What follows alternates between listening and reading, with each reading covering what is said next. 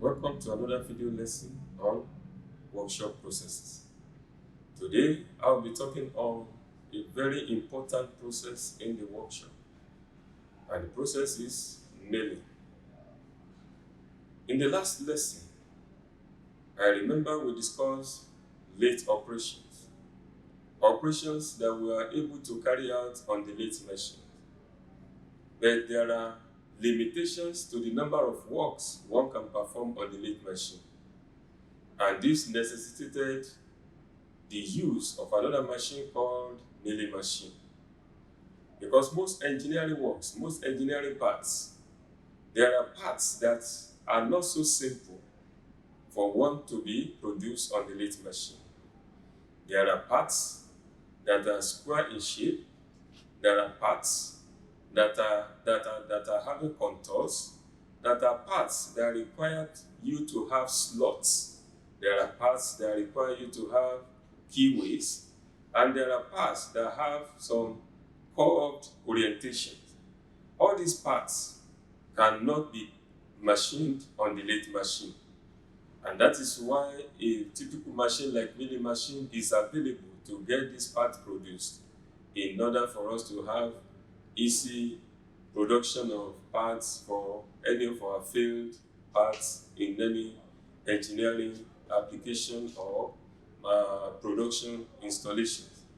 Milling by itself is a process in which a rotating multi-tooled cutter remove material while traveling along the various axes with respect to the workpiece itself. In some cases, the cutter is not moving, but the work is moved through all the different axes of the machine in order to actually create the needed profile on the metal piece or any particular material whatsoever. There are different kinds of processes that one can achieve in milling by way of peripheral milling, which we call the plane milling. The axis of the cutter rotation will be parallel to the work surface. In that kind of situation, one will have a flat surface on that particular workpiece. But when the cutter is longer than the width of the the cut to be made, the process may be called slab milling. But the typical milling process requires that a multi-point cutter will be revolving, will pass over a moving workpiece. And the process of passing over a moving workpiece is doing the cutting as required. This process generates a lot of surfaces that are very relevant and applicable in engineering application. A typical example of the procedure of milling operation or milling operation techniques is that which is illustrated in my screen that I'm showing. Milling operation, like I said, require a multi-point cutter that is revolving to pass over a moving workpiece. Depending on the direction of the movement of the workpiece, that is what determines the kind of cut that one is actually imparting on the work profile or the workpiece. I said there are several types of work that one can do with the milling machine. Typical examples of these are shown in my slide. As one can see, the profile of a surface with this kind of profile cannot be produced on the lathe machine, but it will be more easier for anyone to get this done on a milling machine. One can use an end mill to get this done, and we can equally see this rack profile. This rack profile cannot be produced on the lathe machine.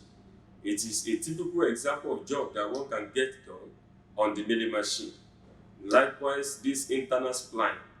Internal spline is what one can get produced on the milling machine. And these are special parts on most of the machines in the industry. Mechanisms like power transmission mechanisms will always have this, an assembly that has an external spline that will go into this internal spline. that this is a typical example of a coupling. So systems like this are available in most of the mechanical machines. And in case there's any issue or failure on the part of either the internal spline or the external shaft with the spline, one can get the spline produced again and installed in the assembly. Equally very important is the production of gears. Gears are common parts in most machines that has rotating components, that has rotating members. Gears are power transmission components, and they can be easily produced on the milling machine, making use of our different type of cutters. And of course, a typical profile like this is very, very difficult to produce on any other machine other than the milling machine. These are profiles that are so special. It has contours, it has some straight and pockets. All this one cannot be easily done, or even shaping machine cannot get this done. But milling machine with its different axes. There are types of milling machine that have more than 3 axes, though the common ones have X, Y, and Z axes. So with these 3 movements, one can actually manipulate the cutter and even the table of the machine to get this work done. So these are simple or common profiles that one can have done on the milling machine. So milling machine is a very important machine in the workshop. And what are the categories of these machines that are available? We have vertical milling machine, and of course we equally have horizontal milling machine. And there is fixed bed type milling machine, and the latest version, the CNC, the computerized numerical control milling machine. These days, there are the vertical machining centers, those ones that can get the job done, not minding the axis of the work. There are 5 axis milling machine that can easily get the work done, even in the course of the production.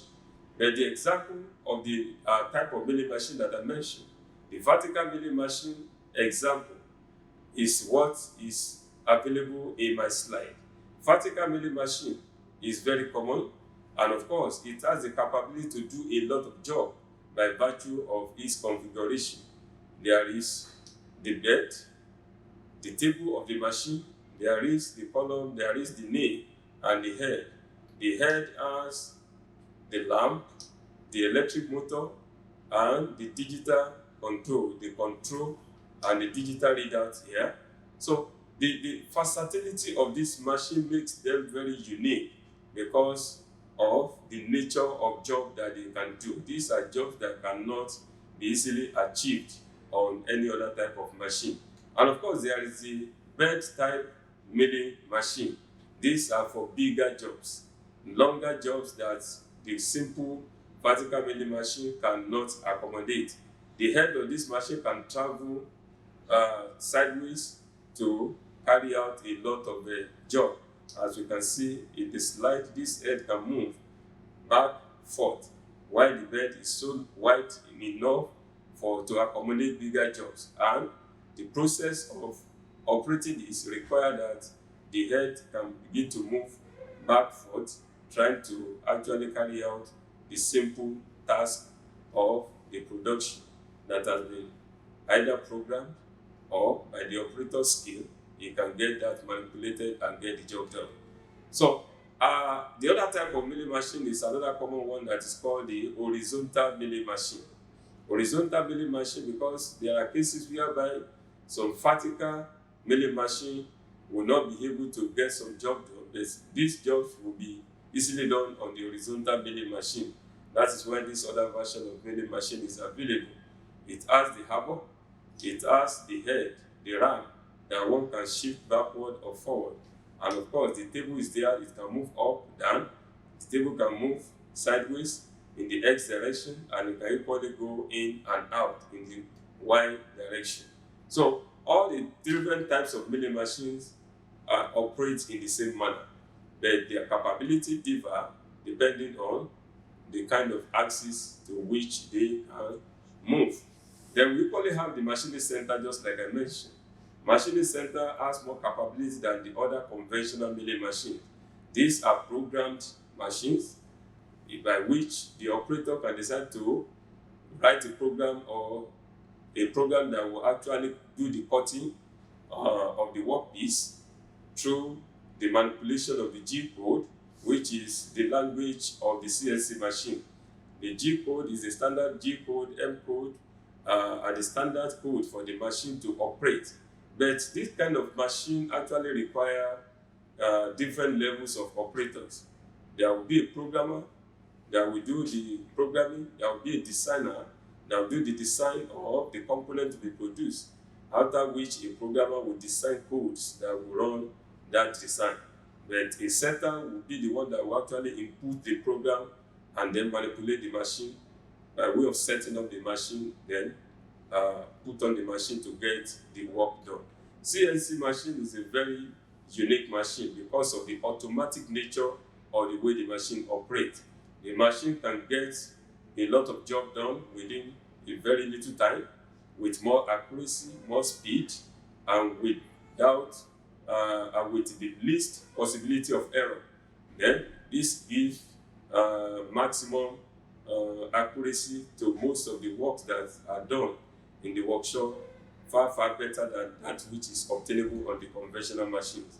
Then the major parts of most of these machines has been illustrated. In most cases, we must have the motor that is able to provide the driver to the machine, and of course, just like I mentioned, we have the arm of the machine that can move back, forth, and in some cases, we equally have the column, which is a very big column that provides a solid rigidity for the machine. And of course, there is the knee that carries the table of the machine that moves up and down. These major parts are very important, and the understanding of this for every operator is key, so that one knows where and what to actually operate in the case of making use of the machine. With the understanding that we have when we're discussing the lathe machine, the capability of an operator to actually know the major function of the machine is very key, because you cannot operate the machine if you don't know what the functions of each of the parts of the machine is actually meant for. But when you know the functions of the machines, you will be able to know how to actually manipulate the machine to perform your job. So, horizontal milling machine, as has been discussed, is very important. And of course, we need to look at some cutters that are applicable in the case of the milling machine. Cutters are the unique tools that the milling machine used to actually create or produce the profile that is necessary on the job. A milling machine has a number of cutters that one can actually use on them. They are ranging from the common hand mill to the side and face cutter, the slitting saw, the gear cutter, and of course we have the slab mill. These are common types of cutters that one can use on the lathe. And there are some special cutters too, for special configuration of work to be done. Some formed too, when we have some contours to be cut, or slots for special bolts. There are some special tools that can do this. As it's been illustrated in my slide, there are several categories of cutters that have been projected. We have side and face cutter, the ball end mill, side and face cutter 2. This is a gear cutter, and this is a dovetail mill, and we have a slab mill and a plane cutters, and of course we have the corner rounding mills. There are other special cutters apart from this very one, but these are the few ones I want to show you. In the course of the practical exercise in the workshop, we are going to be seeing a lot of other cutters. These other cutters are very unique, and they have special application. Those ones that are meant for creating pockets, those ones that one can use to slit, to cut metals into pieces, and those ones that one can use to create a form of milling that requires special cutters. These are very important, and we will be seeing them one after the other. So there are other accessories that are being used on the milling machine. Very good examples of this very one are the tool holding devices. Milling machines have special holding devices. One of them is the collet. The collet is key on the milling machine because we need to hold our tool. And these are special devices that have been designed to hold the cutters of the milling machine. In most cases, the hand mills, special collets of different sizes can hold the cutters directly, and with this, one can actually make use of the milling machine effectively. There are other accessories like the work holding device. Zibeli table is another type of tables that one can use on the lathe machine because it's a work holding device and it has the capacity to revolve. Some can even revolve 360 degrees, and it can still swivel at an angle depending on the kind of orientation we actually want to produce on the work. So these are another categories of accessories that one can use on the milling machine. And of course, there are other type of accessories too for special work application. We call them milling work holding devices. Several of them, depending on the nature of your, because there are some jobs that do not have the regular shape. All those jobs that do not have regular shapes, but especially the kind of cast work that doesn't really have a regular shape, regular dimension, but they needed to be milled on the milling machine. There are instances whereby we have to mount them on special devices, special work holding device. These are examples of work holding devices that are so special that one can still incorporate in the use of milling machine. Examples of these ones are the ones I'm actually illustrating in my slide. Several of them are illustrated here. One can actually make use of them on the milling machine depending on the type of job that is to be done. So we equally have the offset boring head. It's another accessory that one can use on the milling machine. So there are several of these accessories, I say, depending on the nature of job to be done. But why are there so many? Because the capabilities of milling machine tool is much and they can do a lot of work. There we still have another one we call the right angle attachment. Right angle attachment to support work on the milling machine and get special application for some special consideration of work to be done, which is still very key.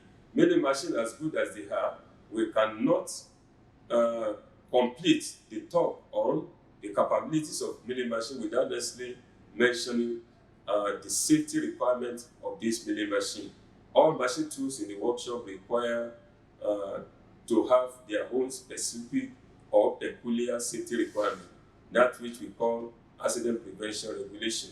Of course, working on the milling machine requires that one wear the necessary PPE. It requires for one to have a better understanding of the machine. How do you run this machine? How do you stop it in case of emergency? And if you don't know how to operate that machine, it is normal and it is proper for an operator not to put it on. And you must operate this machine if you are not a skilled operator under the supervision of another experienced operator. And of course, you do not operate any machine that is faulty. It is not safe. And it is equally recommended that all the guards provided for all the revolving part of the machine must be well intact before the machines are put on. And we must select proper speed for any kind of job we are to do. And just like it is obtainable in the case of the lathe machine, it is not expected that an operator will use his hand to remove chips from the work in the course of carrying out the operation on the milling machine. And of course, it is expected for every operator to follow the standard SOP that is available for any kind of job to be done, because each job requires that an operator follow the standard SOP for that kind of job. And of course, in case of any accident, it should be reported immediately to the supervisor. And of course, goggles are to be worn to prevent flight chips from entering the eyes of the operator. And of course, just like we said for other type of machine tool too, every operator should not engage in any form of cosplay. absolute and concentration is required for one to get the job done. These are the few points I want to actually bring to your notice for the case of milling machine. In the course of the practical exercise, all apprentices will know more and they will get familiar with the use of this machine. And until then, bye for now.